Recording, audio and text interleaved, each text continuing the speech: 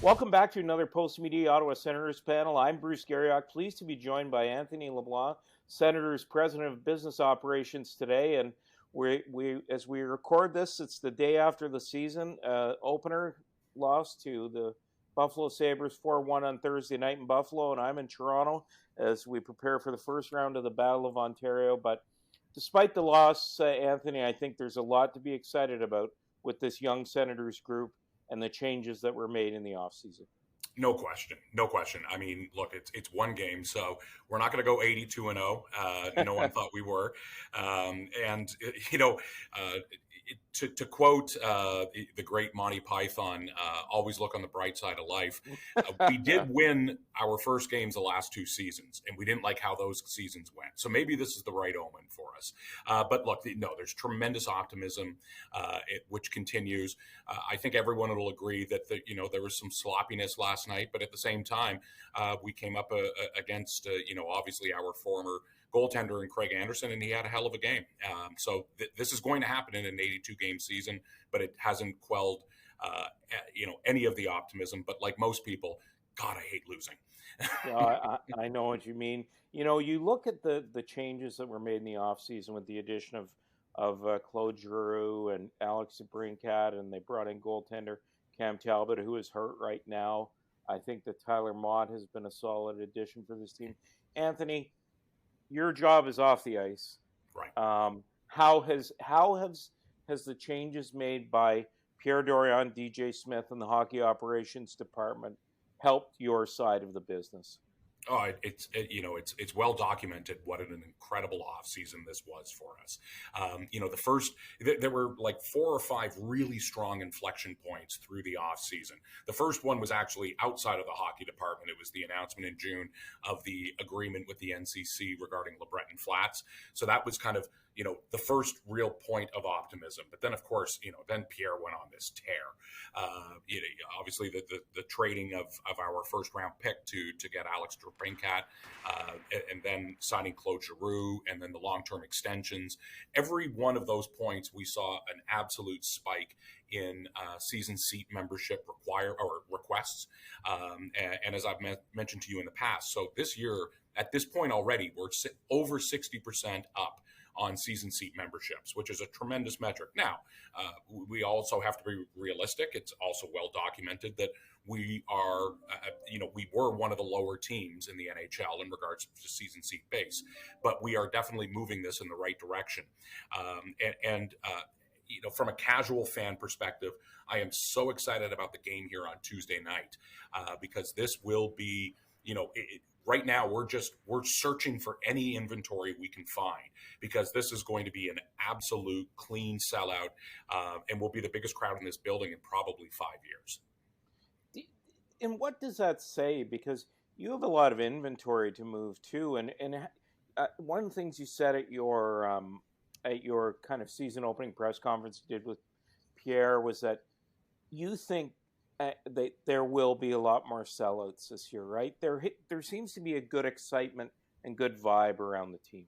Yeah, there's no question. We're certainly budgeting for significantly more sellouts than the club has seen. Now, obviously, I've only been with the club 2.5 years, and over those 2.5 years, we never really even had the opportunity because of the pandemic. But look back to 2017, which is when I came back to Ottawa after being in Arizona for 4 years. I certainly have not seen the optimism and the excitement and the demand for tickets, from a fan perspective since I came back. So yes, we anticipate we'll have significantly more sellouts, but at the same time, we have to be, humble and honest. There's still going to be some rough games for us. The reality is, in particular, the early part of the season, there are going to be some games that are going to have some empty seats. So, we want to implore people, and we're going to do everything we can to try to provide that desire to come out to the games. But we've got, for example, when we start with the home opener on Tuesday, that's the opening of a 5-game homestand. And there's going to be, but having that said, I mentioned my time in Arizona, and obviously the Coyotes, I can say this humbly, are not the world's best draw on the road. But on Saturday, when they're here next Saturday, it is our Oktoberfest game, which is a 4:00 start. the tickets are actually moving very, very well for that game. So I like the trends that I'm seeing on that side. Just for last night or on Thursday night in Buffalo, pardon me, for the first time you wear the Canaxus logo on your sticker on your helmet as your road sponsor. That leads me to, how has the corporate community come back as well because of the excitement created in the off season? Yeah, I mean, Canaxus is a great example, and obviously they just opened their new headquarters here. As I like to use the proper hockey vernacular, a slap shot away, just on the other side of the highway. But it was really quite something. I mean, I received a note on LinkedIn from their head of sales maybe 6 weeks ago, saying, "Hey, we would like to have a conversation with you." And within basically a month, we were able to put together a deal for them to come on board for a 3-year deal to be our away helmet sticker. That shows you people want to get involved. There's a desire to get involved. And Canaxus, we are so excited about the opportunity to work with them. Their chief marketing officer, who's based in Boston, is coming up for the home opener. Looking forward to spending some time with him. But they're not alone.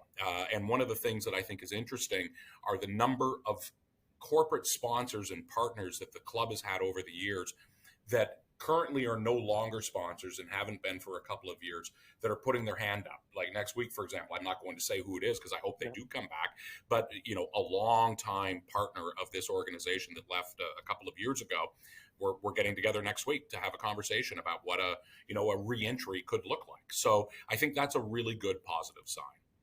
Just one just small thing, and I think I looked at it maybe last week, Anthony. I think only a third of the teams in the National Hockey League have sold their jersey sponsorship. Is that something you're working on as well? I mean, I assume so. 100%. I mean, I think it's a case of any new asset, people are going to look at it and do their internal research of what they consider the value. We, and certainly teams in the league and teams in other leagues that are selling this type of an inventory, or an asset, I should say, we value it very highly. So that means that there's not everybody is going to be able to be considered or would want to consider that sort of an investment with the club. But hey, to your point, yes, I think it's less than a third of the teams have sold either a home or away or both of those patches. But I feel very confident we'll get there. And I think it's going to be, it is going to, in my opinion, I think it's going to be one of the best assets for any potential partner. You look at naming rights, the helmet stickers, and jersey patch. You want to talk about a way that your brand can be recognized in so many markets and on so many television sets. I think it's a great asset, but I'm not concerned by any stretch that we haven't sold it. We're just waiting on finding the perfect partner. Because you brought up earlier, I think I would be remiss, and I exchanged texts with you on this yesterday about LeBreton Flats. And can you just explain to people the process that you went through last week with your consultants in town in your meetings with the NCC, and where that process is headed? Pardon me. Absolutely. So maybe I'll back up to just a reminder. We signed a memorandum of understanding with the NCC in June. And at that point, we established a time frame of 15 months. So that brings us up to September of next year, 2023, that we would go through the process of doing all of our due diligence, working with the NCC on the what we refer to as the long form lease of that land.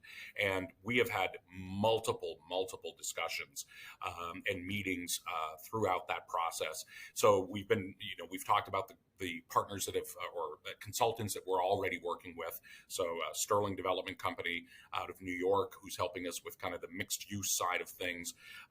Tipping Point Sports out of Philadelphia, that are experts in financing, and Populous, who is the architectural firm that built so many of the most recent buildings, such as Climate Pledge in Seattle, T-Mobile in Las Vegas, UBS in New York. But we've also we're adding additional consultants that are needed for these types of things. So we're working with a company by the name of Stantec, who's helping us with much more of the on-site investigations, for lack of a better term, doing the soil samples, all the behind-the-scenes stuff that have to happen when you're going through these types of processes. But having that said, it is an ongoing thing while it's behind the scenes. To your point, yes, we had the whole group of consultants were in town this week. We met with the NCC at their offices. We all went to the site again to walk the site, to get some more, because a couple of the consultants hadn't seen it. And I'm proud that I made every one of the consultants from out of town to jump on the LRT, and we went from the Missy station to Bayview. It was a very short ride, but they were, especially the guys that came up from New York, they were blown away by the beauty of our LRT, the cleanliness, the ease of use, and how nice the trains are. So I had to put in that plug for the LRT because I know it's a bit of a whipping boy in regards to public opinion. You're lucky it was working that day. Come on, I'm kidding. Just two other things from me. One of the things I wanted to ask about is, and I think we talk about this all the time, the day-to-day operations of the team. I'm sure that you and Aaron Crow and Pierre Dorion speak.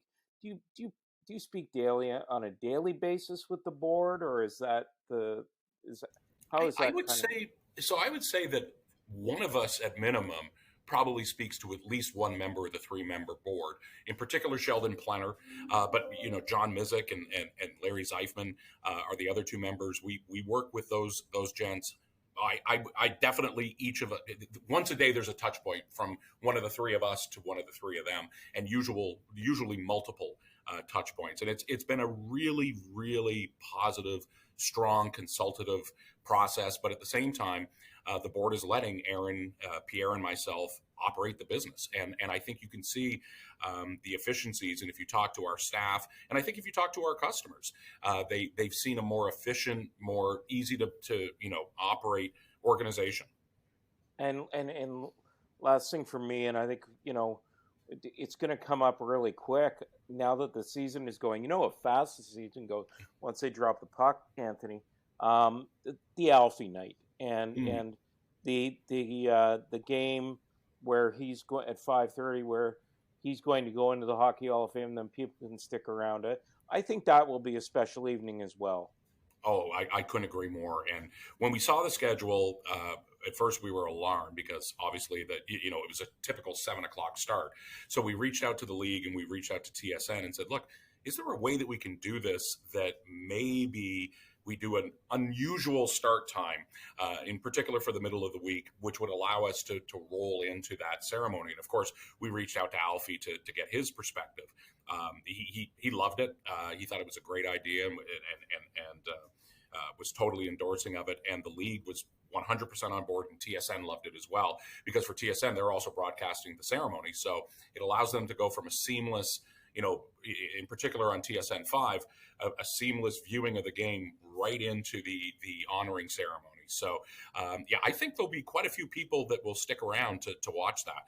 I plan on being in Toronto in the room for the ceremony. I think it's going to be a pretty special night, but definitely looking forward to that. That is going to be such a great night, obviously for Daniel, but for the organization. Well, we look forward to an exciting season for this team. It didn't quite work out the way everybody wanted in Buffalo, but there are still lots of games left. 81 games left. Exactly. We really appreciate your time today, Anthony. Thanks for joining us. This is the Sens Post Media Senators panel. I'm Bruce Garriock, pleased to be joined by Senators President of Business Operations, Anthony LeBlanc. Thank you very much.